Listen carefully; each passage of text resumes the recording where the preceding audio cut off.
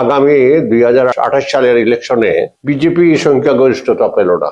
BJP পাইছে 25টা আর মতা পাইছে 10-12টা। লিখকে রাখেন আপনারা, তখন পদ্মুৎ কিশোর বলবে আমাকে যদি মুখ্যমন্ত্রী পদ দেন তাহলে আমি আছি আপনাদের সঙ্গে, নতুবা না। যে মহিলা আমাদের বর্ডার খুলে রেখেছে বাংলাদেশ থেকে মুসলিমরা হওয়ার জন্য, আর আজকে 1-2টা জেলা অলরেডি মেজরিটি হয়ে গেছে তারা। আমাদের ট্রাইবাল অঞ্চলে নেতার অভাব নাই, কিন্তু ওই যে মতার সঙ্গ নিয়ে ওরাকে গুরুত্ব দেওয়া হচ্ছে না। উই ডোন্ট নিড মতার কোনো দরকারই নেই আমাদের। মতার সঙ্গে সম্পর্ক রাখা মানে ভারতীয় জনতা পার্টির মৃত্যু ডেকে আনা। ভারতীয় জনতা পার্টি ওই কংগ্রেসের মতো ধীরে ধীরে ধীরে ধীরে পাহাড় থেকে শেষ হয়ে যাবে।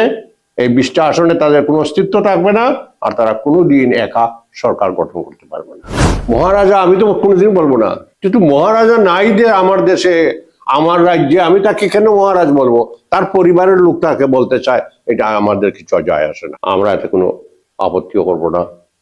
কিন্তু আমি তো তাকে মহারাজ বলবো না। তার 49-এ সেটা শেষ হয়ে গেছে। ভারতবর্ষে এখন সিঙ্গল মহারাজা নাই। আমার বাবার কোটি কোটি টাকা ছিল, আজকে নাই, যা আছে তাই আমার।